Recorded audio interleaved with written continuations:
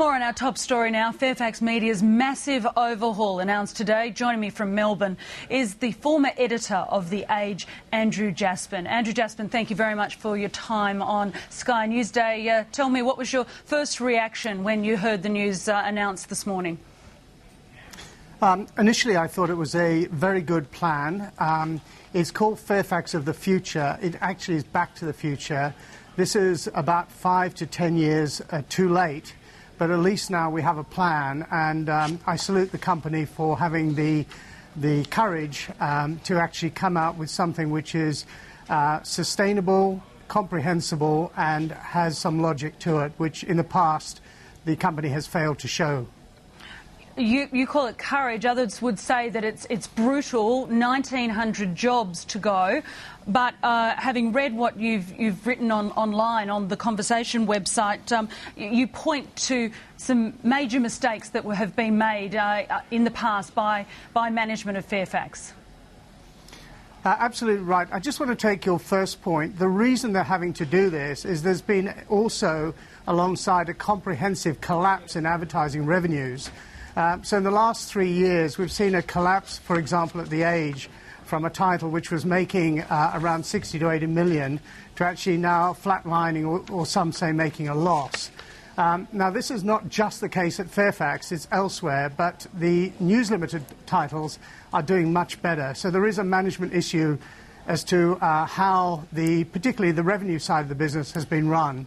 And so sorry to interrupt you there, you've said that to do with that is that Fairfax, to quote you, was stripped of its classified advertising rivers of gold. Explain that. Well, what happened is the internet really bit in terms of newspaper revenues in the mid-90s. And largely speaking, Fairfax has been asleep at the wheel for the last 15, 20 years. And what's happened is new players came in, particularly seek.com.au, that just stole the very valuable advertising revenues through recruitment. But the same thing has happened in motors and also in homes. However, more recently, the collapse has been in display advertising, which can't be blamed on the internet. It's really down to the way that the company manages its advertising affairs, which I think has been, largely speaking, pretty woeful in the sense of moving from a print-based company to a digital. That requires very careful stewardship in terms of shifting those revenues from one base to a new. And I don't think they've handled that particularly well, which has exacerbated the problems, which has now led to the 2,000-odd job cuts over the next 3 years, including, by the way, a cut in editorial from roughly 800 to 600.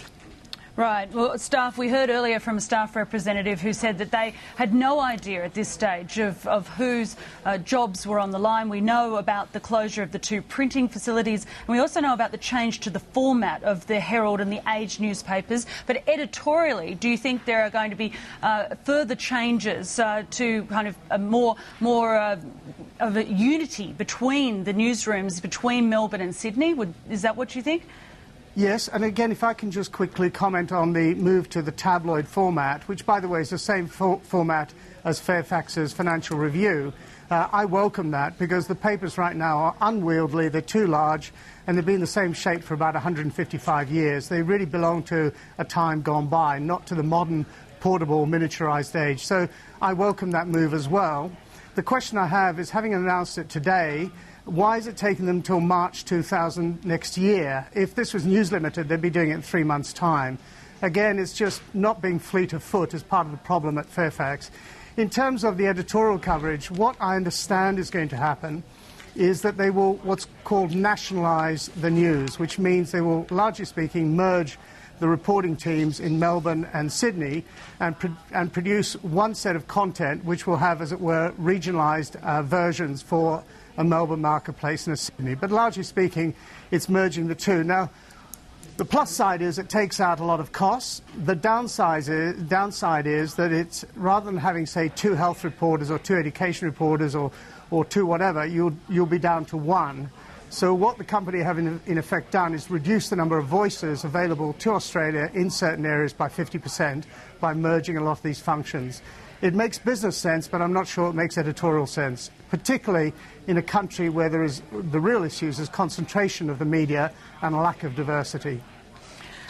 What about Gina Rinehart? What do you think is there? I mean, I think I saw something where you wrote that it's going to be Gina-fax rather than Fairfax. That's right. I think people have really misunderstood Gina's ambitions in this area. She has never wanted to be an investor in the traditional sense of the word, in other words, wanting a return. And who would want a return on Fairfax? Let's not forget that 5 years ago the shares were trading at $5. Today they're under 60 cents. There's been an 85% destruction in market value of Fairfax. So you wouldn't want to invest in it if you wanted to make money. She's not investing in it to make money. She's investing in it to change the climate of opinion in Australia, to have a voice which is much more sympathetic to her views on, for example, whether or not the mining industry ought to be taxed and at what level.